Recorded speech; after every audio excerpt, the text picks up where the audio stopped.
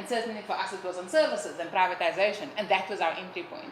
So it's about making the direct connection as opposed to getting everybody to run after something. I think that that's politically important, certainly in this space. But I do think that in general, and I again speak under correction, that the social movement space is very weak, very fragmented, very brittle, and the opportunity for work around the politics of food has the slow but steady pace towards enlivening a new space. And that's what I think that we must focus on and think about in the context of Jonathan's point about transformation. So to connect it to, at the university, the politics of food, the situatedness of it in relation to the question of decolonization, in relation to the question of anti-patriarchy, in relation to the question of anti-heteronormativity. If we having these conversations, whether it's jargon or terms, etc., somewhere far and disconnected, then I think we've lost the plot already.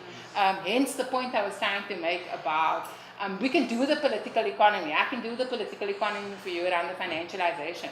But when you're speaking to, I always speak to my granny. I see her when I'm having a conversation. If it's not about from the plate, from what she's eating, to her body, who's doing it and how it's doing it, then you and I are going to be alone in our movement. But if we want more than just me and you, then we're going to have to begin to talk a language that resonates. And I think that that's important.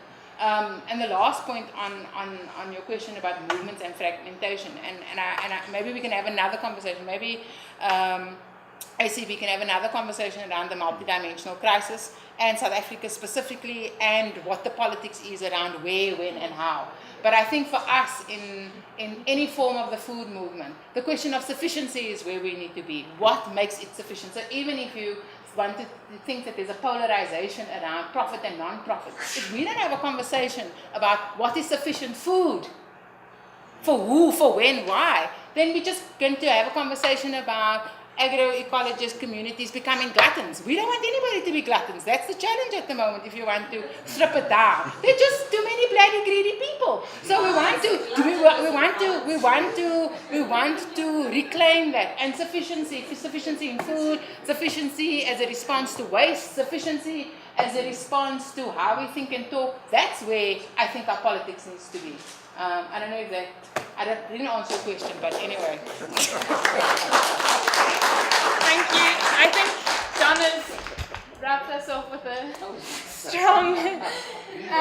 but yeah, just to close up with saying a big thank you to the ACB and Anala for organizing and hosting today and opening this important space and to take these ideas away collectively.